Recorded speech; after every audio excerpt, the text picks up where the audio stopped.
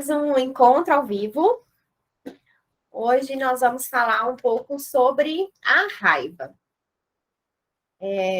As emoções, né, estão presentes no nosso dia a dia. Com a criança e o adolescente, é a nossa porta de entrada realmente, é por onde a gente começa a maior parte dos nossos tratamentos, né?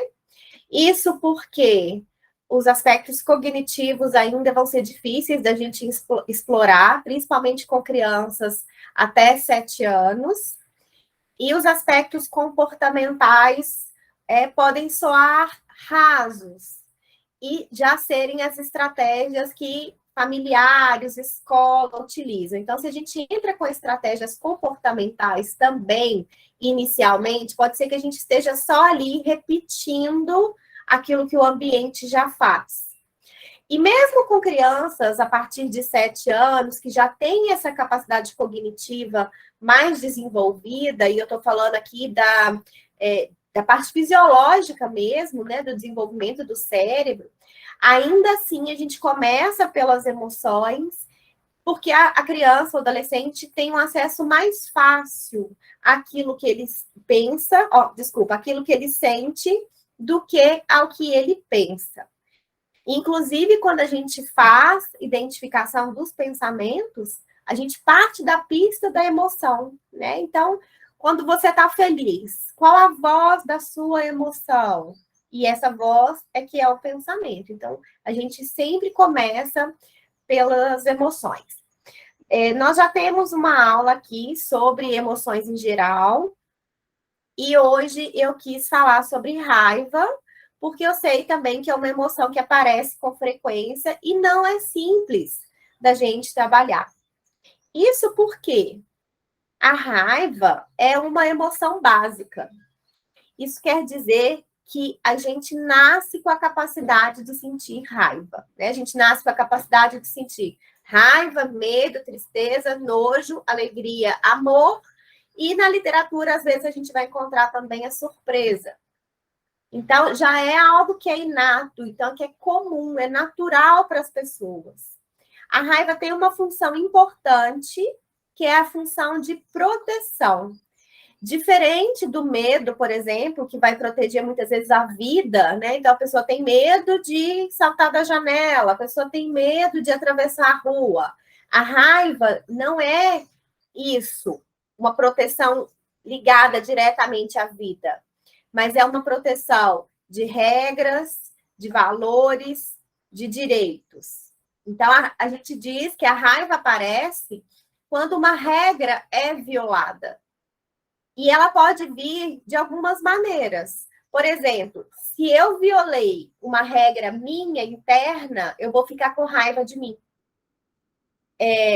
Se eu achar que eu tenho que tirar total em todas as provas e eu tiro 8, eu vou ficar frustrada. O que é a frustração?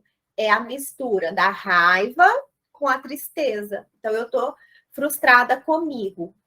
Aí a gente vai encontrar, sempre que houver uma quebra de regras, de valores e direitos, a gente vai encontrar qual que é a voz da raiva. Nesse caso, seria: eu deveria ter tirado total, eu tenho que tirar total. E qual que é a voz da tristeza? Eu sou mesmo incapaz, eu sou burra, eu não faço nada direito. Então, a gente vai pegar a situação, vai encontrar a emoção, nesse caso é uma emoção secundária, e aí a gente encontra as vozes dessas emoções. Pode ser também uma raiva voltada ao outro, né? A professora deveria ter me ensinado direito.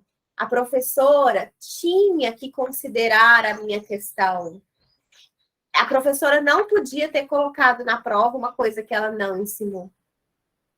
Então, aí vem as regras, os valores e a noção do direito. Quando isso é quebrado, a pessoa fica com raiva do outro. A raiva pode ser uma estratégia de enfrentamento. O que é uma estratégia de enfrentamento? São as coisas que a gente utiliza, o jeito que a gente utiliza para lidar com determinada situação. Então, se a gente acha, né, que a pessoa, se a criança acha que tem uma situação que é muito hostil, ela pode enfrentar aquilo de maneira agressiva, naquele intuito até de se defender antes que alguém a machuque, ou ela já está tão preparada para coisas ruins acontecerem, já está tão acostumada que ela, se ela não se defender daquele jeito agressivo, vai dar errado, que ela generaliza. Lembra que nosso cérebro é econômico, ele tem a tendência a generalizar estratégias, a generalizar pensamentos e crenças, por isso que a gente forma os padrões. Então, se é uma criança, por exemplo, que vive num ambiente hostil, que tem muitos gritos, que as pessoas brigam muito, ela pode adotar essa mesma estratégia de enfrentamento que a família utiliza. Se a criança está na escola, por exemplo, e alguém quer pegar um brinquedo dela emprestado e ela não quer emprestar, ela pode utilizar a agressividade como estratégia de enfrentamento também, para ninguém me violar, para ninguém abusar de mim, nesse sentido, né, de pegar o meu brinquedo, eu vou agredir, que aí eu afasto a pessoa, ela fica com medo de mim. E tem o erro cognitivo do deveria. Eu deveria, ele deveria, e é algo também para a gente pensar, para a gente trabalhar quando ele aparecer. Então, como que a gente trabalha a raiva? A primeira coisa é identificar o que a criança está sentindo. Os pais, normalmente, ou a escola, né, pedem para a gente atender a criança por causa do comportamento. Então, eles vão vir falar, olha, fulano está agressivo, fulano grita, fulano não aceita dividir as coisas, fulano bate a porta. Então, a gente vai identificar a raiva. E a gente vai identificar isso com os cuidadores e com a criança. Ela precisa saber que aquilo que ela faz é uma agressão, porque muitas vezes as pessoas não sabem. Muitas vezes elas acham que é só uma reação ao ambiente.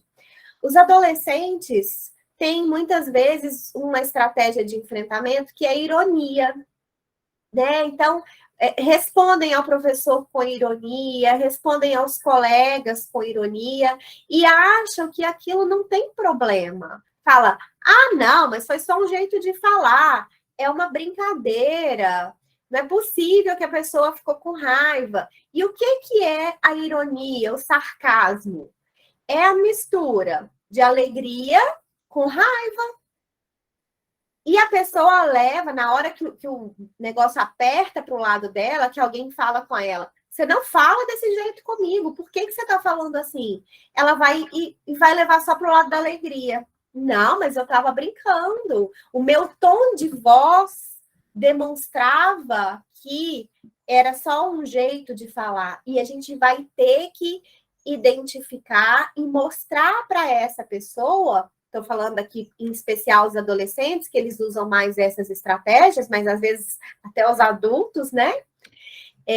Mostrar, então, do mesmo jeito que a gente faz o recorte lá na frustração, a voz da raiva e a voz da tristeza, aqui também.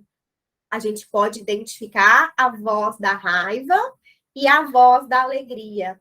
E mostrar para essa pessoa que ser irônico é ser agressivo. Que a gente tem um jeito de ser passivo, um jeito de ser assertivo, mas a ironia é por si só agressiva, porque tem ali a emoção da raiva. A gente vai identificar quando a raiva ajuda aquela pessoa, porque a raiva tem uma função de proteção, então em algum momento ela ajuda. E aí a gente vai verificar os momentos, né, quando, como que a raiva ajuda, porque se ela for irônica com alguém, não sei se isso vai ajudar. Se ela bater em alguém, não sei se isso vai ajudar. E qual a intensidade para essa raiva não machucar ninguém? A gente vai nomear, então nós vamos nomear a criança pode dar o nome que ela quiser. Dificilmente uma criança usa a palavra frustração. A gente pode inserir esse nome, né, para ela ampliar o repertório emocional dela, até o vocabulário também é legal a gente mostrar para ela. A gente pode nomear, junto com o adolescente, a ironia, o sarcasmo. A gente pode utilizar o termo que eles mesmos dão.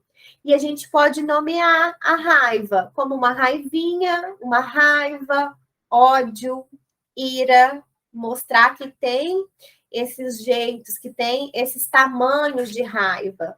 E para isso a gente vai mensurar. Mensurar no sentido de, naquela situação, qual foi o tamanho da sua raiva, de 0 a 10. E também, quantas vezes por dia, quantas vezes por semana você fica com raiva?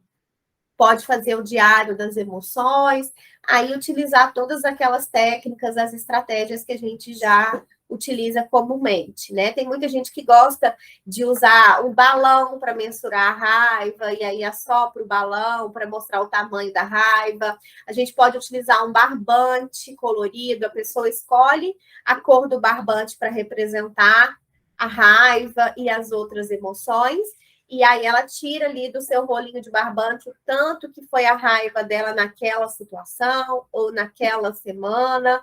É muito importante a gente colocar no concreto. A criança, o adolescente entende melhor quando a gente coloca ali a quantidade. Normalmente a gente utiliza o vermelho para representar a raiva, né? Mas vocês podem perguntar para a pessoa qual cor você gostaria que representasse a sua raiva. E aí ela escolhe a cor, você dá para ela lá o giz de cera, para ela colorir a folha, qual foi o tamanho da raiva dela. A gente pode colocar qual foi o dia que você sentiu mais raiva na sua vida, e assim representar ali a raiva mensurada. E vamos lembrar, a gente vai sempre trabalhar aquilo que é o problema, a dificuldade, mas a gente precisa de ter um apoio de um lado saudável, que é um lado que vai ajudar. Então, explore a raiva com bastante ênfase, pegue todas as informações possíveis, mas depois não se esqueça de pegar também um lado tranquilo. O que te ajuda a acalmar? Qual a cor que representa a sua calma, a sua tranquilidade? Vamos pensar que a pessoa fale assim: o que me ajuda a acalmar é o dia que eu estou feliz. Então, vamos representar o feliz. O que a gente não pode muito é, o que me ajuda a acalmar é depois que eu bato na pessoa. Aí eu fico calma, porque aí ela está usando o comportamento, né, a estratégia de enfrentamento, que é disfuncional, para acalmar, para regular a emoção. E aí a gente vai mostrar para ela outras formas de regular a emoção e a gente vai representar ela ali calma. Podemos usar aquelas estratégias também de respiração, de relaxamento, porém, a raiva não é uma emoção como a ansiedade, que na ansiedade a gente prioriza essas estratégias, mas a raiva é uma emoção muito física. Tem que ter essa descarga da raiva, dessa energia da raiva. E aí vai ser através mesmo do rabisco, de uma atividade física, né, de dar soco na almofada, algo que põe para fora. E a gente vai identificar as vantagens e desvantagens da raiva. É muito cruel quando a gente vai trabalhar um problema de uma pessoa e foca só nos problemas que aquele problema traz. Então, a gente vai reconhecer que uma estratégia, uma emoção, tem pontos positivos para aquela pessoa. Ninguém escolhe uma estratégia à toa. Então, por que a pessoa escolhe, entre aspas, tá? Por que essa é a estratégia adotada por ela? Quais os ganhos ela tem? Então, quando eu sou irônico, as pessoas não vão me punir. Meus amigos vão entender, meus amigos vão rir, o professor fica sem graça. Quando eu fico frustrado porque eu tirei nota ruim na prova, eu ganho energia, eu me esforço para estudar mais para outra, eu me cobro e assim eu dou o meu melhor. Olha como que isso parece uma vantagem e, na verdade, está falando de uma crença disfuncional, nos dois casos, né? Quando eu fico com raiva da professora, ela fica com medo de mim. Eu posso falar com ela aquilo que eu estou com vontade de falar. Então, a raiva tem isso, né? Você tem que me escutar. Eu vou falar e porque eu estou no meu direito. Então, a gente faz uma lista imensa de vantagens. E depois que a pessoa descarregou bastante, a gente vai buscar as desvantagens. E em que a raiva te atrapalha? Qual é o lado ruim de sentir raiva? E a gente, então, vai fazer a lista de desvantagens. Sem a lista de vantagens, a lista de desvantagens perde o valor, porque ainda assim a pessoa vai encontrar mais vantagens naquilo, né? Vai achar que não vale o custo-benefício de não expressar. Agora, o pulo do gato para trabalhar isso daí. Qual que é o segredo para dar certo? Primeira coisa é conceitualizar. Conceitualizar no sentido de elaborar um raciocínio clínico. É entender, essa raiva está vindo como uma estratégia de defesa de um ambiente hostil. Essa raiva está vindo por modelação, essa raiva está vindo por um erro cognitivo de deveria, por uma falsa ideia de que eu fico mais motivada quando eu fico frustrada, por uma dificuldade de habilidade social. Então, se a gente não descobre qual que é o processamento cognitivo, qual que é aquele ciclo, né, de situação, pensamento, emoção, comportamento, padrões, história de vida, é difícil a gente saber qual intervenção a gente fazer. Então, para e pensa, né? Qual a função que a raiva tem neste momento para essa criança? Qual foi a função dessa raiva ao longo da vida dela? Como que foi a construção dessa estratégia? Porque não existe uma pessoa que é calminha, e de repente explode. O que ela estava fazendo com essa raiva antes? Se chegou nesse ponto de ninguém nunca perceber que ela era irritada e de repente ela parte com uma explosão. Onde que estava ainda essa raiva? Outra coisa do pulo do gato é a gente encontrar a vulnerabilidade por trás da raiva. Por trás de uma raiva vai ter uma tristeza. Lá na frustração fica muito evidente, né? Eu deveria tirar nota boa, deveria tirar total, mas eu sou burro, mas eu não dou conta, eu sou incapaz. Mas nem sempre vai ficar tão evidente assim. É a vulnerabilidade que vai fazer com que a gente acesse a mudança de comportamento. Quando a pessoa percebe que ela tem mais prejuízos demonstrando as emoções através da raiva, é que a gente vai conseguir mudar esse comportamento. Se ela não perceber os prejuízos que ela está tendo, o que vai acontecer? O ambiente vai levar para ela estratégias punitivas e talvez ela melhore o comportamento para não ser punida, né, numa forma de reforço negativo, mas estruturalmente aquilo ali não mudou. Então, ela não reestruturou, não ressignificou, e a raiva vai ficar ali, em algum momento vai voltar. Então, encontrar a vulnerabilidade por trás da raiva é isso. É achar a tristeza, é achar o medo, né? Ai, eu não empresto meus brinquedos porque eu tenho medo de alguém sumir meu brinquedo e minha mãe brigar comigo. Eu não empresto o meu brinquedo porque eu tenho medo de ser bobo, das pessoas não me emprestarem o dela e eu fazer papel de bobo. Eu falo assim com o professor porque eu não quero que ele me ridicularize, que ele ria de mim. E identificar as estratégias parentais que podem contribuir para o problema. E aqui a gente vai incluir todas as pessoas que convivem com a criança. Né? Como que é na escola? Os professores também são irônicos? Os professores são punitivos? Ou eles são passivos demais? Quando a criança reage com agressividade, o professor para. Os professores não estão nem aí. Quais são as estratégias desses pais? Eles também mantêm ali uma linha rígida, mas não tem controle de tudo, então de vez em quando passa, e aí a criança entende aquilo como um reforço intermitente. Então, entender essas estratégias, como é o ambiente da criança, também é importante, porque tem coisas que a gente não vai conseguir mudar.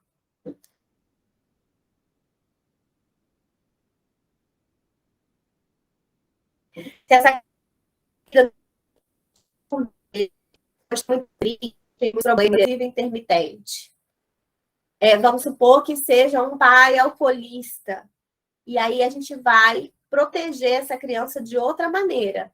Reparentalizar, né?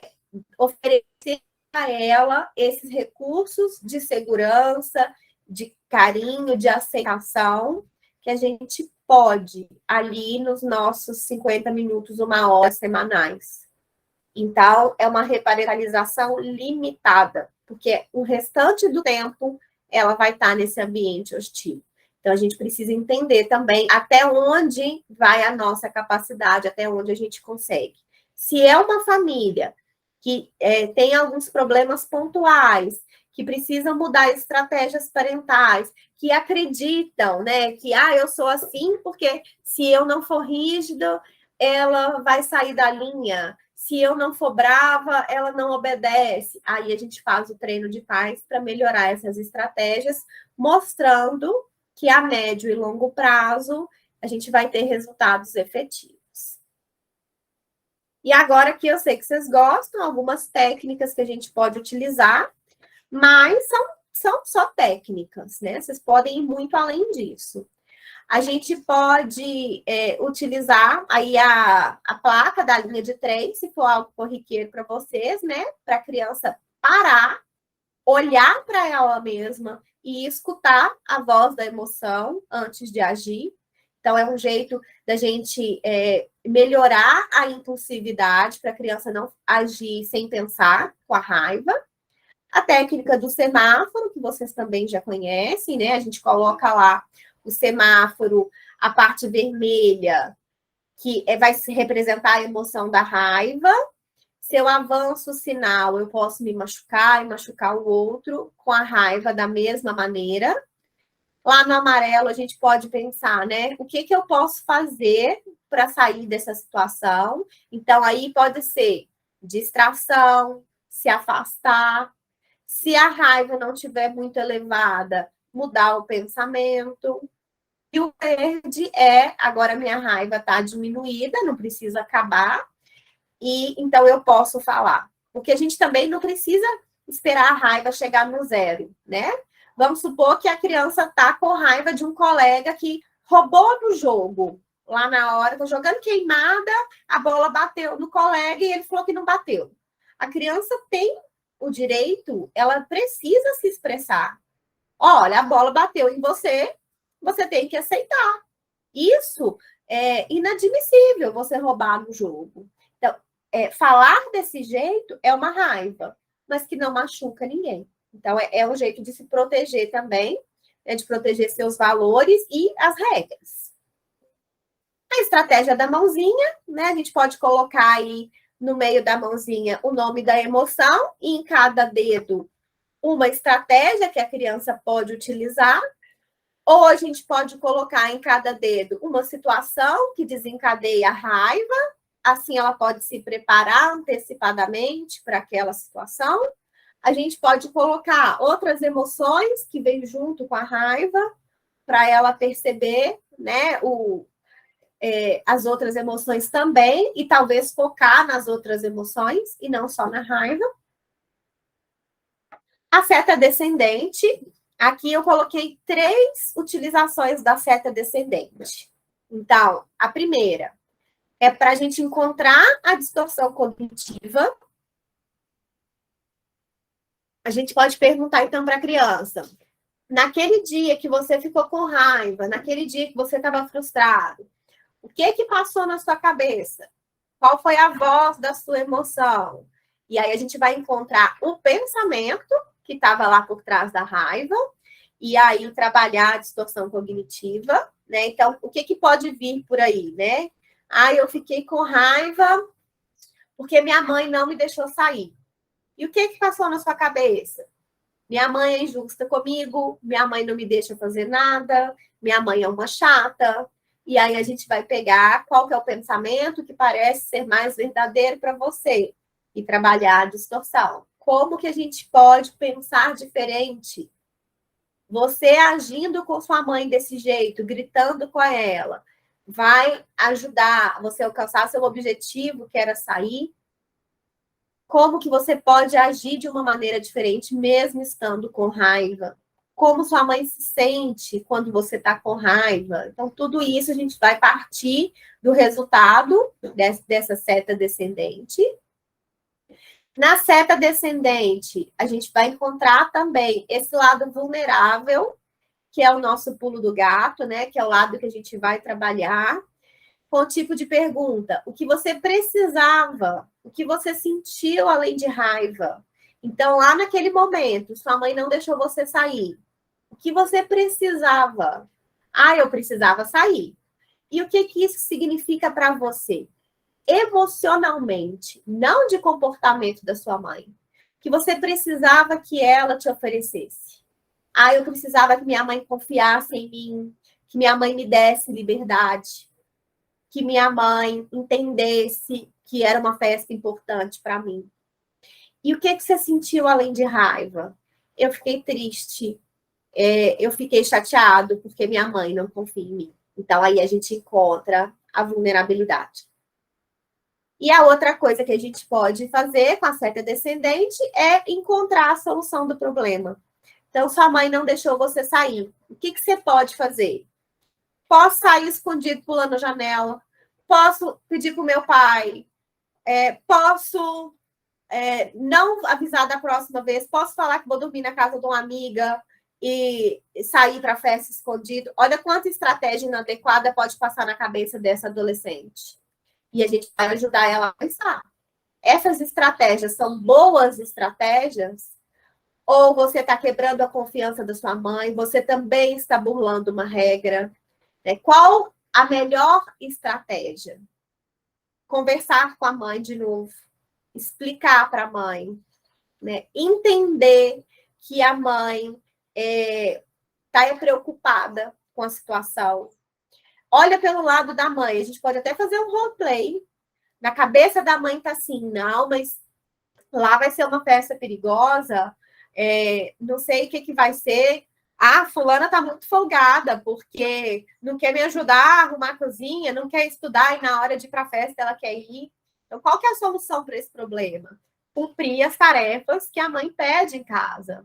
Se esforçar. E aí é um plano de ação a curto e médio prazo. E a gente sempre em contato com essa família para explicar qual é a distorção, o que passa na cabeça dela, o que ela tem de vulnerável, ou seja, quais são as necessidades emocionais que essa família precisa atender dessa criança. Então, pode até negar ir para a festa. Não estou falando que a solução é a mãe deixar ir para a festa. Pelo contrário, é a mãe sentar e conversar. Fulana, eu entendi que essa é uma festa muito importante, eu entendi que você queria muito, mas lá eu não vou deixar você ir. Eu não acho que é adequado para a sua idade, eu não concordo. Então, não é só o não, por que não? E pensar em soluções para o problema. Será que essa família está prendendo demais esse adolescente? Será que essa família pode deixar ir numa festa ou em outra, combinando horário, vigiando? E a gente, então, vai mostrar para esses pais o que é o desenvolvimento também. A gente vai elaborar juntos essas estratégias. Porque se a gente ensina essa adolescente a ser assertiva, mãe, é muito importante para mim, para essa festa, eu fiz todos os meus deveres essa semana, eu vou voltar no horário que a gente combinou, e a mãe vai rir na cara dela e fala, azar é seu, não é não, eu que mando aqui, já falei. Ela vai aprender que ser assertiva não funciona. Então, a gente tem que caminhar junto com essa família para a gente ter os resultados, as respostas também mais adequadas. E, por fim, não menos importante, a gente pode fazer uma técnica do vulcão. A gente pode utilizar uma vasilha. Para os mais criativos, podem até encapar a vasilha, fazendo o formato de um vulcão. Eu já vi gente fazendo com argila mesmo, né? De fato, aí faz ali o vulcão e pinta tudo. E a gente vai utilizar o bicarbonato e o vinagre. A gente pode até falar com a criança, com o adolescente, dá para a gente fazer essa técnica do vulcão com todas as idades, que o bicarbonato são essas coisas que você está pensando sobre você e sobre as pessoas. São as suas regras. Elas estão aqui. Eu deveria tirar nota boa, ela deveria deixar eu sair, meu colega deveria me emprestar o brinquedo dele. E o vinagre são as situações do dia a dia. Quando a minha mãe não deixa eu ir para a festa, o vulcão explode. Quando eu tiro nota baixa na prova, o vulcão explode. Quando a professora grita comigo, o vulcão explode. E aí, é difícil a gente mudar o vinagre, mas o bicarbonato a gente pode mudar. Se ali no vulcão tiver qualquer outra coisa, se tiver lá sal, Coca-Cola, água, não vai explodir. Então, a gente pode mostrar isso para ela. O que, que a gente pode mudar aqui nessa mistura para não ter essa explosão? E o fundamental, o registro do cartão de enfrentamento. A gente pode fazer pensamentos que levam à raiva contra os pensamentos que me tiram da raiva. Quais estratégias a gente treinou ali na sessão para lidar com a raiva? Sejam essas de mudança de pensamento, de regulação emocional, de expressão, né, de autoafirmação, planos de ação. O cartão de enfrentamento vai ser o suporte que a criança tem fora da sessão. E é a esse suporte que ela vai recorrer quando ela não estiver ali com a gente. Então, importantíssimo que ela faça esse registro.